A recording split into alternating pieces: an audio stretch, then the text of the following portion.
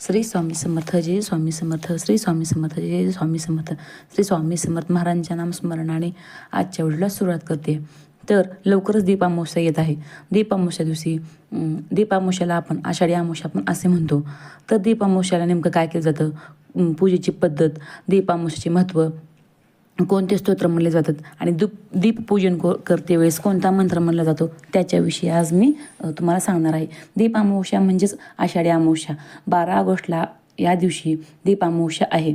आषाढी अमावस्याचा या दिवाच्या पूजनाचा आणि मांगल्याचा सण आहे. या दिवशी घरातील सर्व लहान मुले घरातील सर्व लहान मोठे दिवे, समई आणि निरंजन स्वच्छ घासून पुसून घ्यायचे. त्यांची मनोभावे पूजा केली जाते. त्याची पूजा करून लहान मुलांचे औक्षण केले जाते. घरामध्ये मुलं हे आपल्या वंशाचा दिवा मानला जातो. त्यामुळे त्यांच्या उज्ज्वल भविष्यासाठी या दिवशी त्यांचे औक्षण करणे गरजेचे आहे. नक्कीच तुम्ही पण घरातील दिवे, निरंजन व्यवस्थित स्वच्छ पुसून धुवून घ्या. एका पाठावरती मांडा, त्याच्या शेजारी साईडने सगळी रांगोळी काढा व व्यवस्थित त्याचे मनोभावे पूजन करून घ्या. आणि कणकेचे पण 5 दिवे तुम्ही करा. ते पण दिवे तुम्ही प्रज्वलित करा, त्याची पूजा करा आणि लहान मुलांचे औक्षण करायला विसरू नका. तर दीप अमावस्येचे महत्त्व. दिव्याच्या पूजनाने घरातील नकारात्मकता दूर होते आणि सुख समृद्धी घरात पसरते. श्रावणाची सांगता आणि आषाढ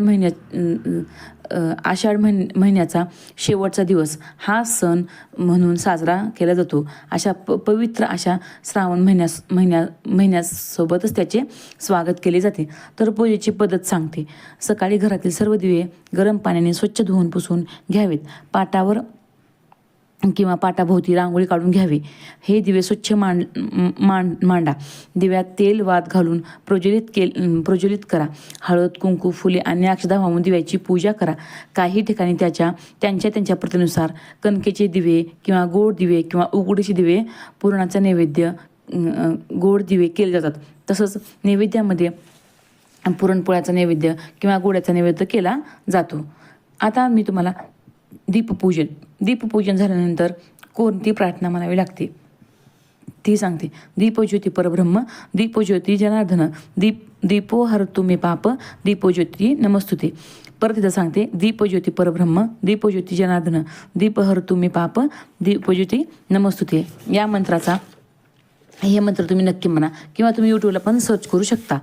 तर स्तोत्र कोणते म्हणजे श्रीसूक्त, लक्ष्मी स्तोत्र, रामरक्षा, हरिपाठ किंवा आपल्या श्रद्धेनुसार कोणताही जप तुम्ही नक्की करू शकता. तर आज आषाढी अमावस्येचं दान काय करायचं आहे, तर गरजूंना अन्नदान करावे, गाईला चारा द्या, पक्ष्यांना धान्य द्या आणि कुत्र्याला भाकर देणे शुभ मानले जाते. तर माझी ही छोटीशी सेवा श्री स्वामी समर्थ महाराजांची चरणी अर्पण.